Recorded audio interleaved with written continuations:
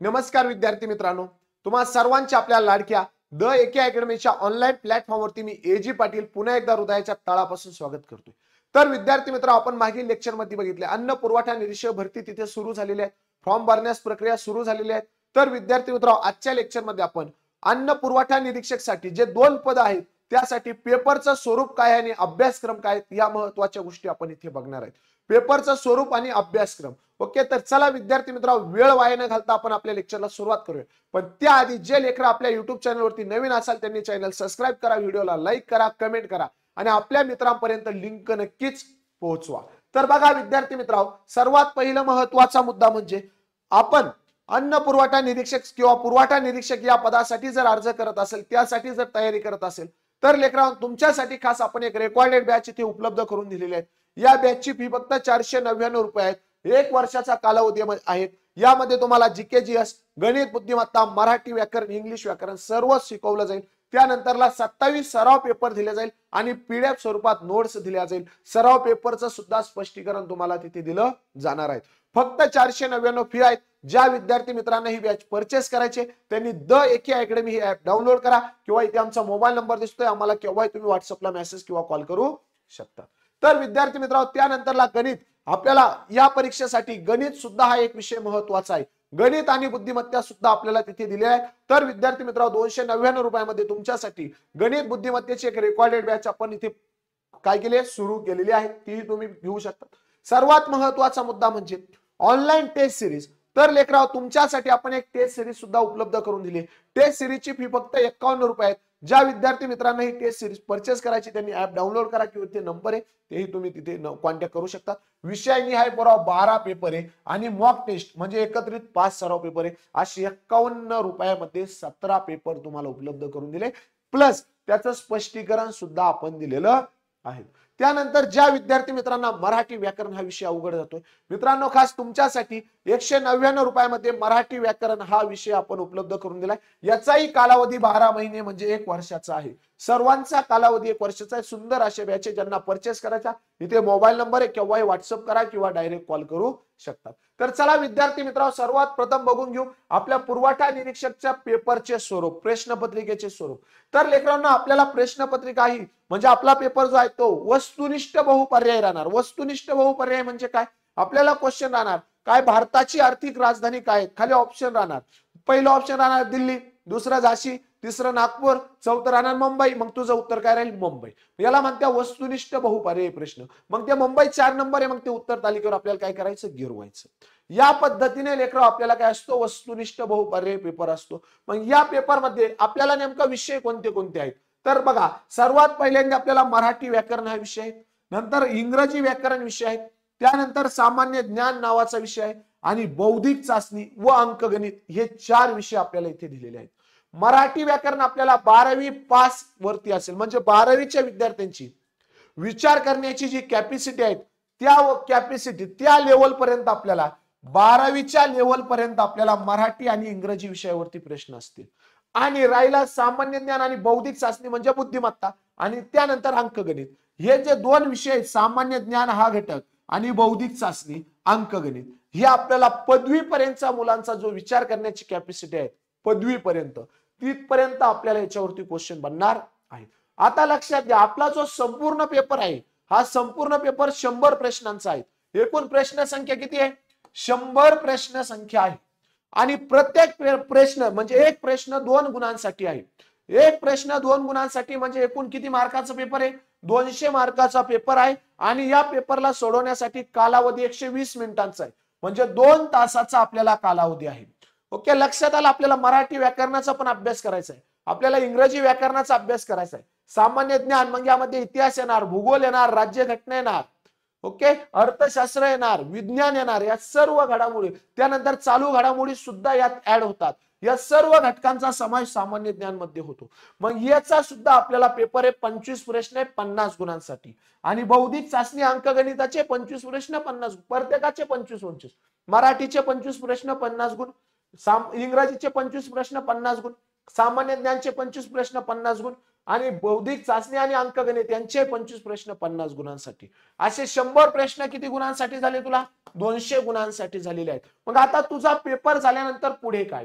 तुझा पेपर झाल्यानंतर पुढे सर्वात महत्वाची गोष्ट, ज्या विद्यार्थी मित्रांना पेपरमध्ये किमान 45% मार्क्स मिळतील, किमान 45% मार्क्स मिळतील, त्यांना पात्र केलं जाईल. म्हणजे कसं लक्षात घे, तुला पेपर किती मार्काचा आहे? 200 मार्काचा आहे. 200 पैकी जर तुला 90 गुण मार्क मिळाले, म्हणजे 90 मार्क मिळाले, तुला 90 गुण मिळाले, तर तू काय होणार? पुढील प्रक्रियेसाठी पात्र होणार. मग पुढे काय? डॉक्युमेंट व्हेरिफिकेशन वगैरे, तिथे तू पात्र होणार. मग झालं काय? आता समजा ओपन कॅटेगरी आहे आणि ओपन कॅटेगरीतून महाराष्ट्रातून 10,000 मुलांनी फॉर्म भरले, सगळ्यांनी पेपर दिले आणि 10,000 पैकी एक मुलगा जो आहे, म्हणजे 1 नंबरचा जो मुलगा आहे, त्याला 89 मार्क आले. ओपन कॅटेगरीतून 1 नंबरच्या मुलाला 89 मार्क आले, तरी तो तिथे फेल होणार, म्हणजे नापास होणार. का? कारण क्वालिफाय होण्यासाठी आपल्याला कमीत कमी 90 मार्क पडणे आवश्यक आहे. पण मग असाही विचार नाही करायचा आपण, 90 मार्क पडल्यानंतर मी डायरेक्ट पास होऊ शकतो का? त्याच्यावर परत मेरिट लागणार. इथे काय दिलंय? 45% हे तुला क्वालिफाय साठी दिलेले, तुझं मेरिट वेगळं लागणार आहे. तोही मुद्दा काय करायचा? क्लिअर करून घ्यायचा. तर चला, आता मराठी व्याकरण आपल्याला 25 प्रश्न आहे, किती मानांसाठी? 50 गुणांसाठी.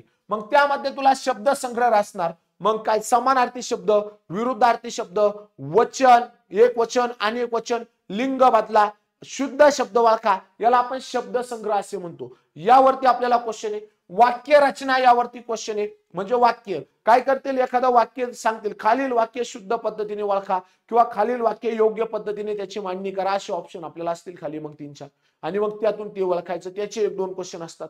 त्यानंतर मराठी व्याकरणावरती क्वेश्चन असतात.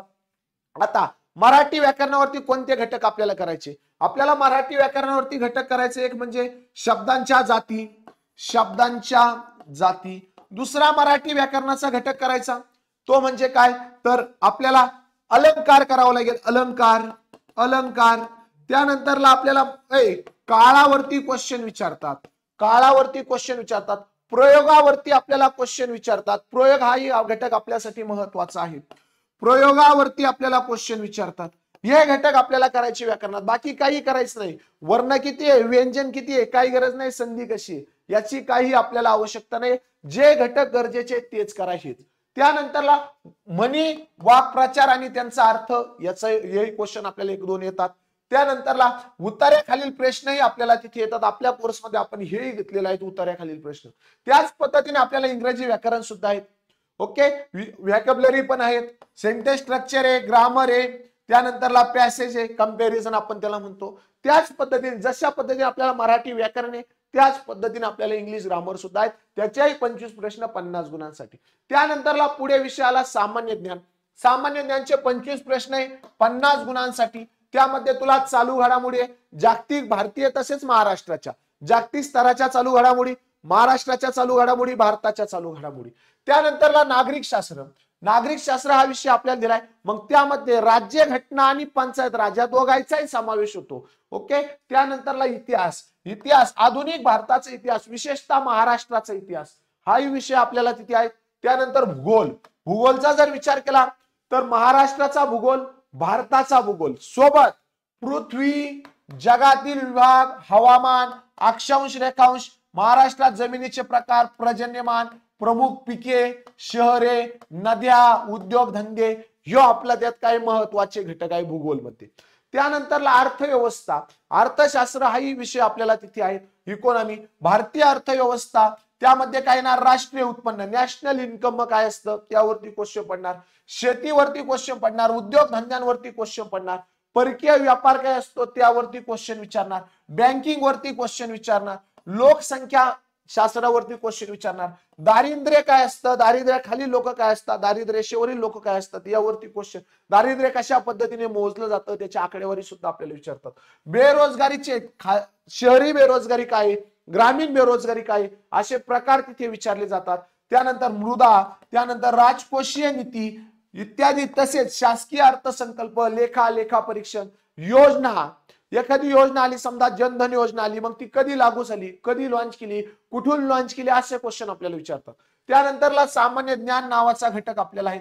यामध्ये भौतिकशास्त्र, रसायनशास्त्र, प्राणीशास्त्र, वनस्पतीशास्त्र आणि आरोग्यशास्त्र यांच्यावरती आपल्याला क्वेश्चन विचारला जाईल.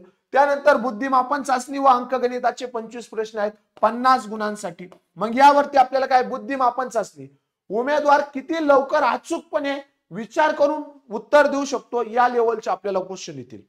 म्हणजे बुद्धिमापन चाचणीमध्ये क्वेश्चन आपल्याला विचार बुद्धीचा वापर करून ते काय करायचंय क्वेश्चन सोडवायचंय. मग किती लवकर किती स्पीड न योग्य तू उत्तर काढतो या लेवलचे तुला तिथे. आता तू 15वी पास म्हटलं तुझी तेवढी कॅपॅसिटी असणार आहे. अंकगणितामध्ये तुला बेरजेवर, वजाबाकी, गुणाकार, भागाकार, दशांश अपूर्णांक, त्यानंतरला टक्केवारी हेच घटक दिलेले फक्त. बेरीज, वजाबाकी, गुणाकार, भागाकार, दशांश अपूर्णांक आणि टक्केवारी याच घटकांवरती तुला क्वेश्चन विचारणार अंकगणितावर. तर विद्यार्थी मित्र अशा पद्धतीने आपला हा सिलेबस आहे. इंग्रजी विषयाचे सर्व प्रश्न इंग्रजी भाषेतून असतील आणि बाकी जो मराठी विषयाचे सर्व प्रश्न मराठी भाषेतून असतील. इंग्रजी ग्रामर इंग्रजी भाषेतून, सामान्य ज्ञान आणि गणित बुद्धिमत्ता हे जे क्वेश्चन असतील हे इंग्रजी आणि मराठी दोन्ही भाषेतून असतील. त्यानंतरला पुढे सांगायचं म्हटलं तर 45% गुण तुम्हाला प्राप्त करणं गरजेचं आहे ते मी तुम्हाला सांगितलेलं आहे. तर विद्यार्थी मित्र अशा पद्धतीने आपला पुरवठा निरीक्षक पद जे आहेत त्यासाठी अभ्यासक्रम आहे. ज्या विद्यार्थी मित्रांनी फॉर्म भरले असेल किंवा जे विद्यार्थी मित्र फॉर्म भरणार असेल त्यांनी आवर्जून काय करा लेकराव, आपली बॅच ती 499 तुम्ही परचेस करू शकता. 100% तुम्हाला सांगतो लेकराव त्या बॅचच्या बाहेरचे काही प्रश्न येणार नाही. आणि त्यानंतर 51 रुपयाची टेस्ट सिरीज आहे तीही तुम्ही परचेस करून तुम्ही त्याचा फायदा घेऊ शकतात. काही अडचण असेल आमचा कॉन्टॅक्ट नंबर इथे तुम्हाला दिलेला आहे त्यावर तुम्ही केव्हाही आम्हाला कॉन्टॅक्ट करू शकतात. Thank you so much.